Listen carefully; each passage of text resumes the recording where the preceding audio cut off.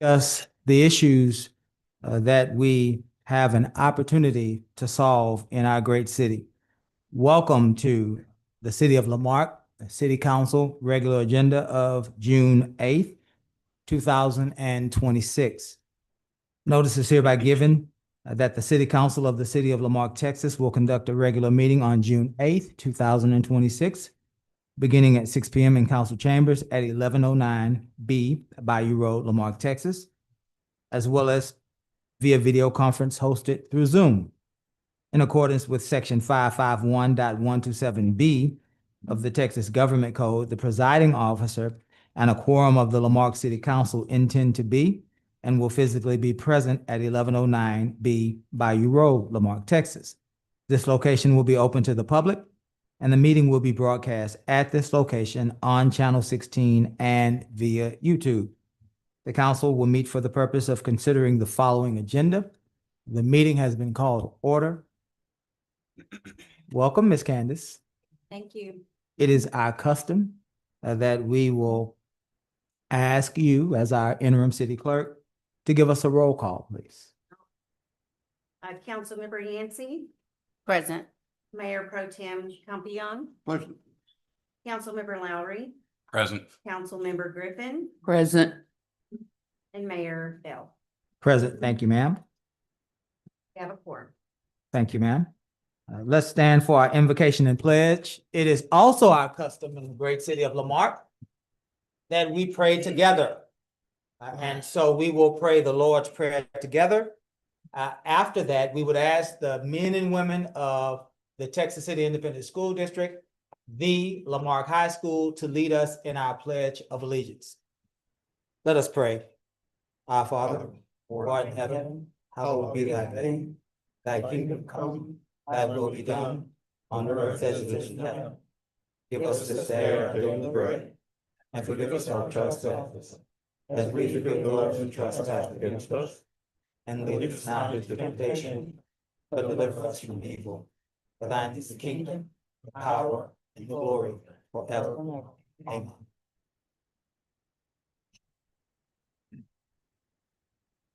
Allegiance to the flag of the United States of America, and to the republic which stands, one nation under God, indivisible, with liberty and justice for all.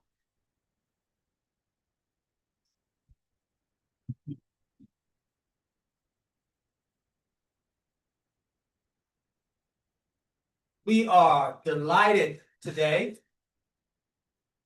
as a community to recognize one of our own, to recognize excellence, to recognize commitment, dedication, productivity. This is an opportunity for our young people to lead us as a community by example. It's an opportunity to acknowledge the hard work not only of this young man, but of the Lamarque High School, as well as the Texas City Independent School District. So I'd like to ask at this time, Mr. Jaquan McAfee to step forward.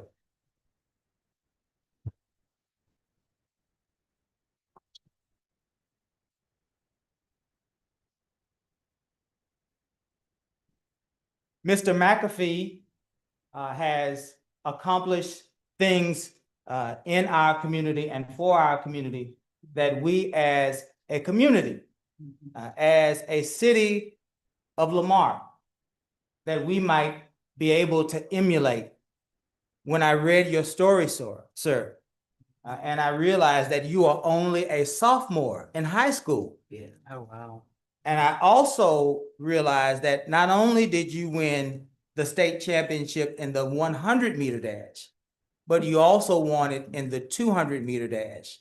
Wow. It inspired me to invite you here because this can inspire us as a community to reimagine who we are, and it can inspire us as a community to realize what's important and emulate your dedication, your sacrifice, your talent, and your drive to put our city back on track. You say yeah. You did this on a track. Yeah. You say it's well. Do it three. Yeah, three. Okay. With dedication and commitment, struggle and perseverance. And perhaps our council and our community might refocus to have the same dedication and commitment, sacrifice, and excellence that you have shown in representing us. Perhaps we might find our way to a better place, and we might find our way to get back on track and be about the people's business. And so we honor you. We honor your high school. We honor the school district because you all have led us in this moment, and we appreciate you. And so, Mr. Jaquan, this is a proclamation from the city of Lamarque, Texas. Texas UIL 4A state 100-meter and 200-meter champion. Whereas the city of Lamarque is proud to be home to the Lamarque High School of the outstanding Texas City Independent School District. And whereas Jaquan McAfee, student athlete, Texas City Independent School District, has demonstrated exceptional talent, determination, and sportsmanship through this participation in track and field. Whereas through hard work, discipline, and commitment to excellence, Jaquan McAfee earned the distinguished title of Texas UIL 4A state champion in the 100-meter. And whereas this remarkable accomplishment also includes the 200-meter dash. And it not only reflects the individual achievement, but also the support and encouragement provided by his family, coaches, teammates, teachers, and the Texas City Independent School District. And whereas Jaquan McAfee serves as an inspiration to young athletes throughout Lamarque by exemplifying dedication, leadership, and the pursuit of excellence, both on and off the track. Whereas the city of Lamarque wishes to recognize and celebrate this extraordinary achievement and commend Jaquan McAfee for representing his school and Lamarque with pride and distinction. Now, therefore, the city council of the city of Lamarque, in recognition of his outstanding accomplishments, do hereby proclaim that June 8th, 2026 is to be celebrated as Jaquan McAfee Texas State Champion Track and Field Day in the city of Lamarque, and urge all citizens of Lamarque to recognize the achievements and the distinction that Jaquan McAfee has brought to the city of Lamarque, and encourage all citizens to applaud and celebrate this success. Be it so proclaimed this 8th day of June, 2026, Keith Bell, Mayor, City of Lamarque. Let's give a round of applause for that.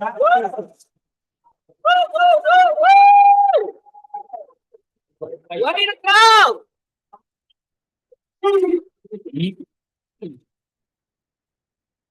In a minute, I'm going to ask you to speak, so I'm giving you a heads up. But this story did strike at a core of my heart. Miss Colleen, who was our communications director, it inspired both of us, because quite truly, everything that you did through determination and drive. The good days, the bad days, the times that you doubted yourself, the times that I'm sure you were scared, you continued to move forward on track. You focused. And if we can take as a community anything from you, it is that A, the victory is in getting back on track. And B, it will require us as a community to focus, to have drive, commitment, and perseverance. And so you truly are, whether you knew it or not, you know it now.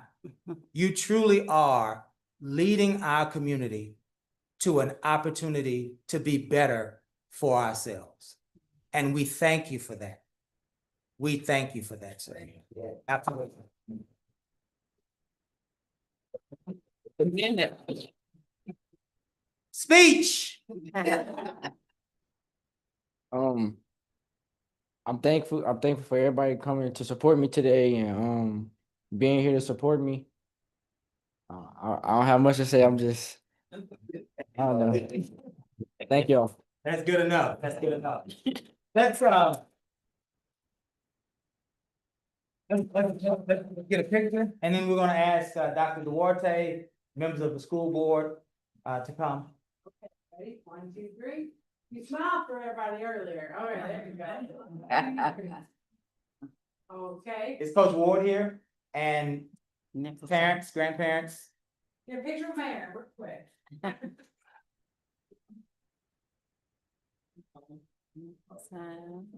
School board?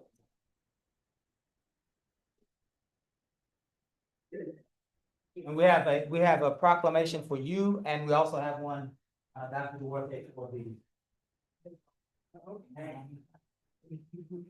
Thank you, sir. Appreciate that very much.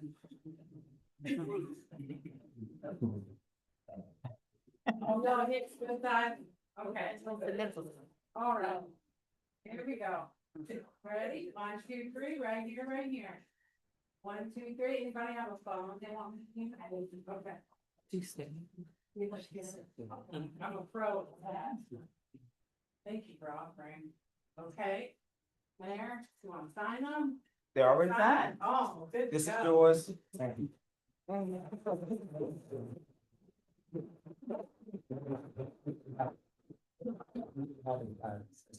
you all. Thank you. Dr. Duarte. Thank you. Absolutely. Congratulations. Thank you, sir.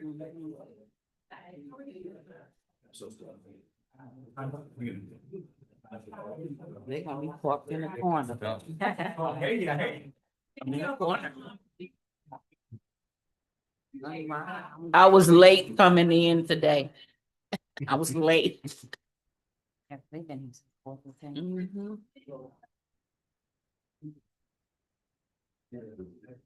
As we transition a bit. I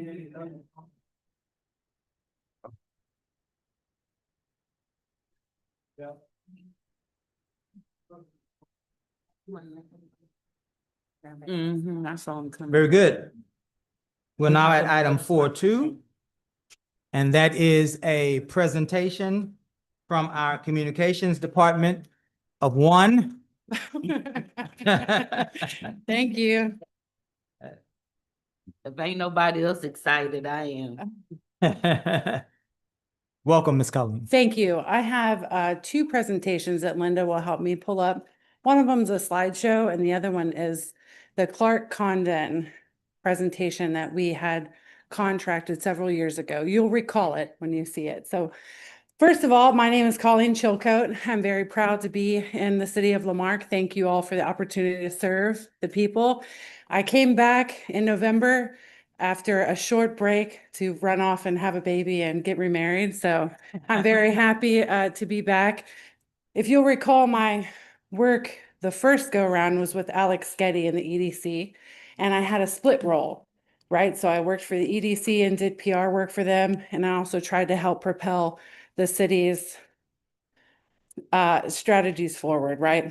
We had a document called the 2015 and 2022 Strategic Communications Guide. Alex, what's the proper term? No, it's the first one that we had. And it was a document that was prepared by the EDC, and it was really a guidebook that we could use to implement programs, things like a grocery store plan, signage plan, text dot expansion plan, and I used it every single day in my work with the EDC to propel the city forward, right? We almost accomplished everything in there that we could. And so now I came back to Lamarck at a difficult time, and the past 6 months have been stabilization. And so I wanted to give a quick update on what I have been able to achieve and how it looks different from what I was doing before. Okay, so Linda, will you roll to the next slide, please? So this is just a quick rundown. There's 4 topics that I'm going to discuss quickly, right? And if you have any questions, please let me know. Number 1, next, please. So I just want the council and everyone that's listening and all of our staff members to know that we are pulling metrics. Go ahead and go to the next one. So these are the 3 main data points that I track on a regular basis to see how we're doing. So I will say when I came back to Lamarck, it was very fractured. The communication structure was difficult to discern, and we had basic trouble with access. So for example, in our crisis communication system, we had no super admins. It took us several months to get that back, and then to implement some strategies on the back end on who should have access to those platforms and get them trained, okay? Very, very basic. So before I could even get to this, I had to restabilize our platforms. And that wasn't just one, it was all of them. So everything from the website to our crisis communication, to our alert systems, to our almost every single platform needed to be regain control and then get more admins on board. So we had to start there. But I have been tracking, and generally social media has been flat, and I'm happy with that because there was several people working on social media before, and now, as you're all aware, it's just been me primarily. And so I'm happy with it remaining flat and not losing any traction. Very happy with that, actually. The second one is the website. We've actually had a spike in new users, which is fantastic. That's more new people registering for alerts, more people visiting our website to get information, etc. And request tracker, I printed out just one of the reports. If you were on social media over the weekend, or our Factual Friday, our Factual Friday newsletter, we gave some data points, and I printed out just one of the reports that we use to get that data. This is from just this year. So I printed this out, maybe Mr. Lowry will have the digital reports available, but I printed this for you in case you wanted a paper copy. So that's for you if you would like it. And this is the amount of data that we go into to see and pull those numbers. It's data-based, okay? So it hasn't been fantastic, but we're still growing and it's going in a positive direction. And mostly we have control of our system. Excuse me. Next slide, please. So we talked a little bit about what I did for the city before, how I served the city, and the EDC is very different from what I'm doing now. And so a lot of people I've heard and seen, Colleen did this and Colleen did that, and that I wish that I had the opportunity and the time to do all the things I did before, but the truth is my role has shifted substantially. I work for the city manager now. I work directly for the administration office. And we are implementing strategies that I wasn't able to quite achieve when I worked with you the last time because I was from the bottom trying to push change up. Now I'm with the top implementing change down, and it takes time, right? So a website first approach is the first thing that we're doing. Anything that is on the internet should be on our website first. It shouldn't go on social media. It shouldn't go out as a text alert. It should be on our website first, and our website should always be a hub of our communications. And it takes time and effort and attention. We also have to make sure that we're being ADA compliant. Those are federal laws that recently changed. And so it takes time, and I'm doing it, and it's behind the scenes and you can't see it. And that's why one reason I wanted to tell you here that that's important and that we're focusing on it, and it is time consuming, but I think in the long run, it'll be better for the people of Lamarck. Okay. We want to be a hub, right? Our website first approach. Let's see what else. I'm also have shifted quite a bit in trainings, right? So as I mentioned before, we had lost access to our systems. And so now I've become the trainer on using our crisis communication system. Nobody else on staff, they know how to get in and maybe use it in an emergency. But in the past, there was other staff members who had been primary on that. And those structures have just shifted, right? So our EOC looks a little bit different now. I'm primary, and that's great. I'm okay with it. I just want everyone to understand that it is more time consuming and it is behind the scenes, and it's very important so that I can train and teach others. But I have become a primary in those systems. So I'm training on Request Tracker, Civic Plus, which is just website updates, and then crisis communication is the biggest one. It's a really important opportunity for improvement that we have.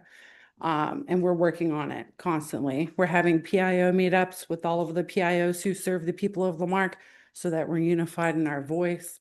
None of that is visible, but it's all implementing change. Let's see. And then, I mean, it seems small, but I've also become sort of the admin for the back end of the website. When we get new employees, I have to teach them how to do that. I wasn't doing any of this type of work before. I love it. Don't get me wrong. It's just a little bit different. Okay, we'll move on to future planning. So it's been about 6 months, 7 months now, and I had a long list of goals that I wanted to achieve in my first 6 months. And I've done almost all of them except for regain access to channel 16. It's my laser focus. It is what I am going after. That is a tool that's used by a very important segment of our community. It needs to be updated. It needs to be fixed. We need it before hurricanes or emergencies hit. And it's top of mind for me, okay? That's the last thing in my 6th month that I haven't achieved. But then looking ahead, these are some programs that I would like to see in the very near future. Water bill newsletter, who misses that? Who misses your water bill newsletter? I do. I know. It's coming, I promise. I've been trying so hard and it's next. Okay, I know everyone uses it. It's free to the city to do that. It's just a time thing. So I promise you that will be coming as soon as we possibly can. And then some, the 2-Minute Tuesdays, I think were a great idea. They may have not been done how I would do them. So we'll try to reinvigorate that program. And that was a great weekly update for the people of Lamar. So these are just some examples.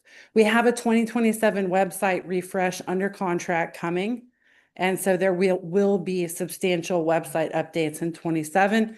And we are looking as a team with IT, emergency management, public works, everyone to see if we stay the course with Request Tracker or move to a new tool. Okay, so right now, Request Tracker is funded. It's working well. We're training on it. We're making it better, and we're fully invested in Request Tracker right now. But in 2027, with the website refresh, we'll talk about it again. That's when the money changes, so we can talk about it again. Any questions so far? Okay, next. Let's stop here. Sure. Stop here. Mayor Pro Tem, did you want to? Yes, clarify, you said that there were some ADA compliant issues on the website you were referring to, or to what? Yes, sir. So there, there are federal guidelines for ADA compliance. It's a long acronym, right? And so all governments in the United States of America must comply with this new set of regulations. Originally, it was this year and it has been extended. And so all governments of all sizes are facing the same challenges, us all the way up to the city of Houston.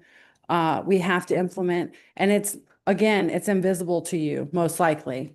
It impacts people with visual impairedness mostly. So it's screen readers, it's naming every single file, image on the website. It's how we save our PDFs and how we upload documents to make sure that they're readable for screen readers. And IT, even before I got here, they were implementing some, what we could do, which is the little contrast man on the bottom of the website. Linda, can you show them our website?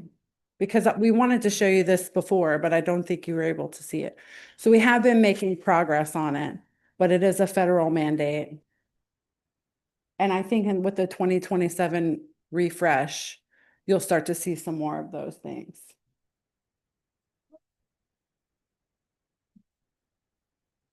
See the little man? If you click the little man, Yeah, in the left corner. And the little blue man. Blue guy.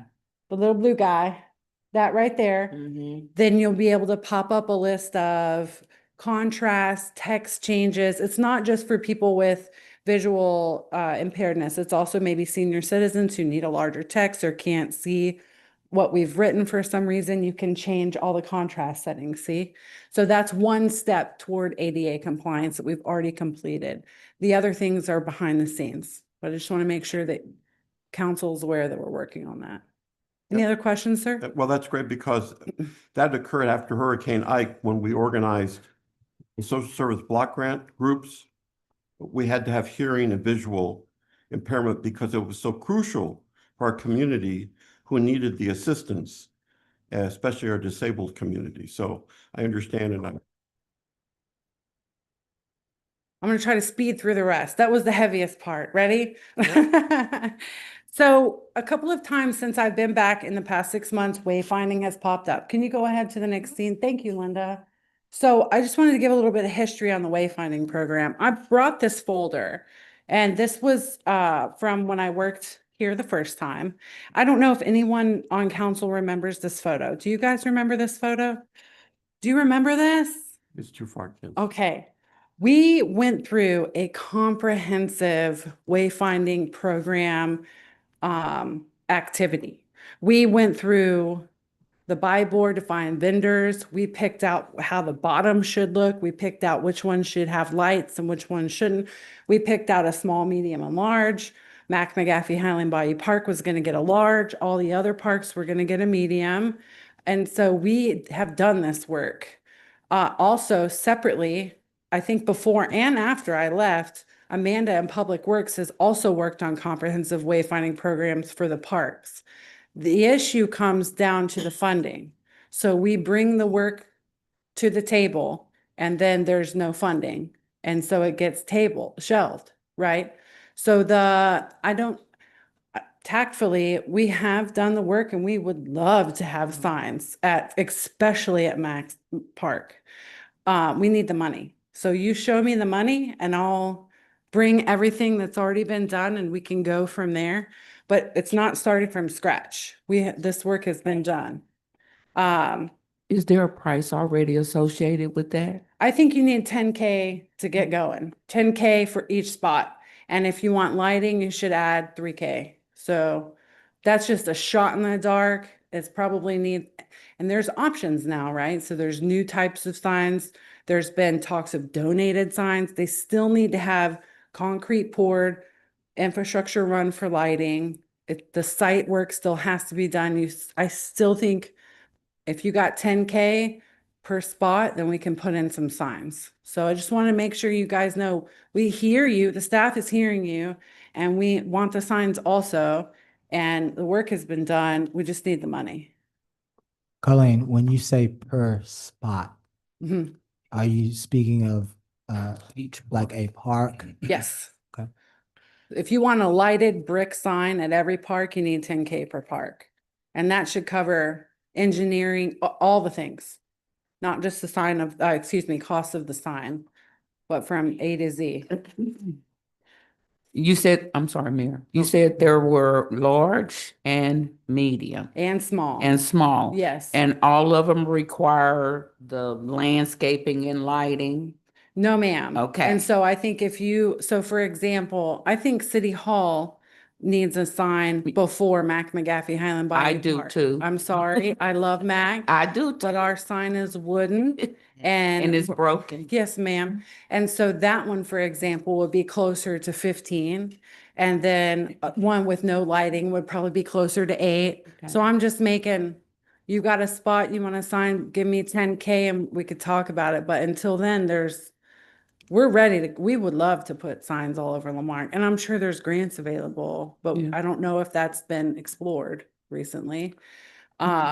Also, I think some signs can use hot tax dollars, right? So there's opportunities, but the inclination that aren't listening is just not really accurate. Well, I know that the board talked about the larger signs at both of them, but I understand Mahan. Mhm. And then we wanted the mid signs at the neighborhood park, like West Lawn. West Lawn. And MLK, and then for the niche, the smaller ones like JC, it was the signs, the smaller ones. Sure, and That's what the request was. Amanda's done a whole separate with the wooden signs, more Yeah. like traditional park signs. Right. But the cost is very similar. If you want lighting, the concrete costs the same, the engineering and all that stuff is still a hard cost. And so sometimes, there's right of way, especially with Mac McGaffey. Right. I did extensive research on the right of way that would need to be acquired since I've been back, and even got down to look at the property owners and which one I recall working on this in the past and which ones we're willing to sell and not. Nothing's going to be done at McGaffey Highland Bayou Park until TxDOT's finished with their work. Now, there is that monument sign that was put in by Texas Park and Wildlife when the park was dedicated. It was damaged. I've also been in contact with a company to try to repair that in the meantime. And there are options, like we could put up a sign on our own property, right? We don't have to put it on the feeder. But I'm saying, I need 10K, I'll give you a sign. And so that's really what it boils down to. So I want to encourage you to get into, maybe this is something we can talk to TxDOT about, because they do have grant programs for that, especially with all the issues that we've had with TxDOT and how it has impacted our businesses. So I know in the past that they've done that. So TxDOT is a option we can look at. Also, the Texas Parks and Wildlife, they also have grants available as well, since we have some of these, so many parks, and we have Highland Bayou. So those are two funding sources that may be able to help us Sure, with that 10K. absolutely. We'll look at it. So when you're Mayor Pro ready. Tem- Mayor Pro Tem. Yes, sir, please. Your point about donors, I think that's crucial, especially for our city right now with our financial challenges. There are individuals that are willing to step up, and I want to give you an example, is that Councilmember Griffin pointed out to me that the Crime Watch groups were not able to acquire signs. And I believe in our public safety initiative, right, that was implemented. And so I stepped forth and am providing, working with the chief. But the challenge is, I wanted to make sure the signs go up. So they're individual signs for members' yards, so that there's several, so that we can still have the presence there on that side. So as you develop this, I would encourage individual donor guidelines. Sure. And how we can assure that those signs that are donated by the donors are put up and visible for our community. Our hearts are all the same on the sign for Mac, I promise. Our hearts are the same. We want it. We think it's important. It's time. And we'll find a way. It's just, We will. I just want to make sure that you are aware that we've been working on it and we're trying. Yes, ma'am. And also check with HCAC as too. They Yes, may ma'am. have some grants. Back to what Joe was saying about, there may be sponsors that want to come and even advertise their business. I was looking at Kelly's sign that is in my district. It's faded. We have a lot of old faded signs. You have a lot of churches too. Just to explain to some people that may not know, what is a wayfinding program? What is it supposed to do? They So don't know. a lot of people, so what I'm really speaking about for MAC is a monument sign. Right. That's the proper terminology, is called a monument sign. A wayfinding program is where your signs in your city are all branded.